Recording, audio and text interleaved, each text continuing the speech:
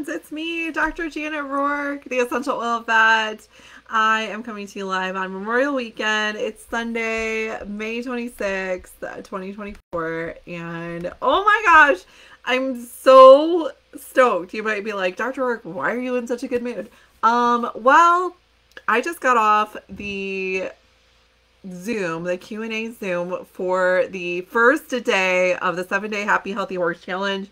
And oh my gosh, today we talked about nutrition and digestion in horses, and everyone in there asked such good questions. We went really deep, honestly, into nutrition for horses and what's good and like the differences between grass and hay and everything. So it was super, super fun. And I gave away a $100 Amazon gift card to one of the participants and a free frankincense. So we're doing tons of giveaways in there. I'm going to give away over $1,000 worth of stuff this week. So if you are not in there, join the 7-day Happy Healthy Horse Challenge. We'll leave it open for another day or so, in case you're late. You're just now hearing about it because you had a long weekend or something like that. So hop on in essentialoilvet.com/horse challenge to join the 7-day Happy Healthy Horse Challenge and the amazing people that are in there already. So man, it's a blast. We're having a ton of fun. So we do have a couple of questions for today. Oh, and also if you need oils, be sure to order by the end of this month. If you haven't ordered oils yet, I do have a couple of kits available. There's a horse kit, a dog kit, and a cat kit. If you're not sure, just get the dog kit. It's pretty comprehensive. Over at essentialoilvet.com/horse kit/dog kit or /cat kit, and the link is posted in the discussion here. So I just want you guys to know about that because there are over $200 worth of bonuses that you get if you order it by the end of the month. So you get a free sunscreen, a free after sun spray, which also works as an amazing wound spray for dogs, cats, horses, and people, and also good for sunburns. And you also will get, if you use a special code, get a free lavender touch and citrus bliss essential oil, plus a free diffuser. Or if you don't want a diffuser, you can get a toothpaste or some hand soap that are all natural, non-toxic, super awesome. Over $200 worth of stuff. I'll send you an awesome welcome pack too, and just for ordering. So if it's your first order, if you've never ordered essential oils before, so first time people only. If you are already working with another essential oil person, please reach out to that person, reach out to the person that shared this video with you, and find out what their deal is going on, because they have very similar things going on as well. So all right, our first question is from Carrie Johnson. She says, are there any oils to help with hot spots? Oh, we are in that time of year. The bugs are biting. The hot spots are happening. Oh, it's gooey and ucky and humid and hot and miserable. I moved to Texas because I actually like that kind of thing, but it's so awful. And yes, I have an amazing recipe for that, Miss Carrie. So let me get it for you. If you go over to essentialoilvet.com/recipes, the first recipe on there is the skin rejuvenating spray. And it is really, really good for this particular condition. So you'll use a 1-ounce spray bottle, which is 30 milliliters, and you'll do 10 drops lavender, 10 drops frankincense, 10 drops myrrh. Add a couple of drops of helichrysum if you want. You can add a couple of drops of copaiba if you want, and you can add a couple of drops of yarrow palm if you want. Okay, so those would be the ones kind of alternate. And you'll do a tablespoon of colloidal silver. I just use Sovereign Silver. You can just get it off of Amazon. The 10 parts per million, sometimes it's called a hydrosol, but it's colloidal silver. And then top it off with some aloe vera juice. If you don't have aloe vera juice, just use water. It's okay. Just make sure you shake it before you actually spray it on there. Shake it really good. Spray it on there, and you can spray it on there 5, 6, 7 times a day. Super, super safe. It's okay if they lick it. Try to get them to not lick it. So cover it or give them a cone or a donut so they don't lick the area. If they lick the area, it is going to continue to be a hot spot and it won't heal. So really important that you kind of prevent them from doing that, which is why the myrrh is in there. It doesn't taste very good. So hopefully they'll avoid licking it with that on there. So good question. The next question is from Michelle Ball. She has a 3-month-old blue Doberman puppy. She's already showing signs of her hair thinning due to the color dilution alopecia, which is really, really common when we get these really beautiful silver or blue, you know, specialized muted color dilutions that are just gorgeous. Then they turn bald because they the genes just the follicles just don't hold. So she's asking, would rosemary or tea tree oils be helpful in regrowing her hair? No, do not use tea tree with dogs. Tea tree can be quite can cause some neurologic symptoms, especially in sensitive dogs. Color diluted dogs especially tend to be a little bit more sensitive to it. So do not use tea tree with dogs and cats. You can use it with horses and alpacas and pigs and cows all day long, and people. But try to avoid that one with dogs and cats. So, but rosemary is really good, and you can do rosemary and lavender and a little bit of cypress. Okay, so do, I would say, like 4 to 6 drops of each in a 10 milliliter roller bottle. Top it off with fractionated coconut oil. Mix it up really well, and you can use it along her spine or on the areas where her hair is thinning. Really look at her diet as well. If you're not feeding a whole food based diet, do not feed kibble. Then switch to a whole food based diet if you can. And then what protein for her food would be best? Chicken, lamb, or salmon? I would say chicken. Of those, chicken is probably the best. You want a more food. Lamb is a very hot food, and salmon's actually not bad either. But it can sometimes be have lots of other things in it that we don't want. So just be really careful. So I would say actually turkey is probably my favorite protein source. It's very neutral, kind of a little more neutral, and pretty safe bet for most animals. Any other information you can have to help regrow her hair that she has. So, and then making sure she's on a multivitamin like the Nuvet Plus vitamin. I think that's about it. Is and an omega supplement, omega-3 supplement. So the kids IQ Mega is really good. You would do a half a teaspoon per 10 pounds of body weight for an omega, and do that at least daily. So those would be the big things that I would add to her diet. Let's see, Move That Mountain Functional Health and Coaching by Natalie says they have a horse that has bone on bone in their ankle, and was wondering about essential oils to help with that, and definitely weakening her immune system. Oh gosh, would actually not do the Aquiox and Butte at the same time. That's no good, no bueno. Talk to your vet about that, please, because we really don't do that usually.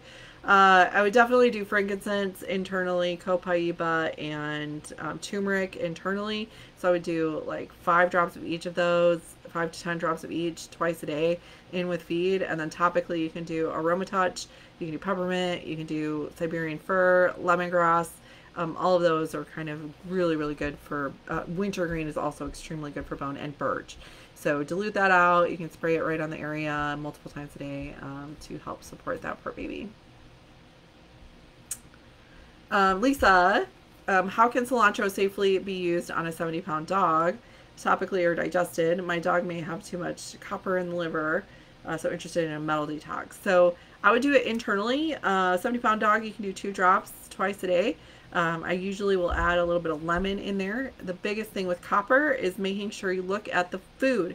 Most kibble has copper added to it in the mineral supplement, and you want to make sure that your dog, who can't process copper as well as regular dogs, does not have any added copper in the diet. So you might have to actually make the food for the dog.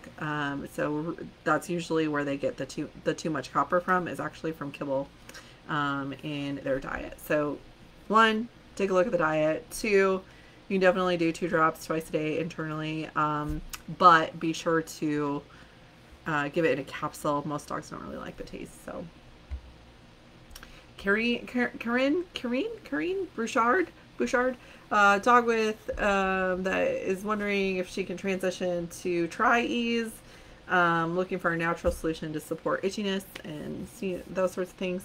And the answer is yes. Triease can be given to dogs over 30 pounds. It's a lot of oils. So it's 2 drops each of lavender, peppermint, and lemon is what is in that. So just make sure it's a larger dog, but you can definitely do 1 triease 3 times a day, even with larger dogs. Absolutely. All right, let's see who's on live. Angela, is it okay to give the XEO Megas to a 105-pound dog to help with dry skin? You can, but you have to give a lot of them. So 4 of those little pills is 1,000 milligrams of omegas, okay? And dogs need 1,000 milligrams per 20 pounds of body weight, okay? So for a 100-pound dog, you would have to give 5 times that, so 4 times 5. So 20 of those each day. So it's not really conducive to, I mean, you can, but it would be quite expensive. I recommend doing a liquid one instead. Tends to work really well, and it's a little bit easier to dose for those guys. So you can use the kids IQ Mega instead. Let's see, especially for a problem like that. Let's see, Julie says 8-year-old Shih Tzu with some sebaceous stuff going on. She's tried frankincense, grapefruit, lavender. Nothing will help. They're the same size, not getting larger. Will they go away? So yes, so cleaning the area really well with a natural shampoo is going to help the most. Okay, so cleaning the area and then drying the area, very helpful. And then topically, the biggest thing with those guys is food, diet. I know we keep going back to food. Almost everybody's asked about that today, and I'm like, they're asking for an oil, and I'm like, you have to take them off the kibble. Same thing with this. So you have to feed a whole food based diet, and those will go away, honestly, if you can just get the nutrition back in order. And those guys do need a lot of omegas as well. So making sure that the omegas are appropriate for the weight for that particular dog. And then Wendy's asking about essential oils to help just support an animal that has seizures.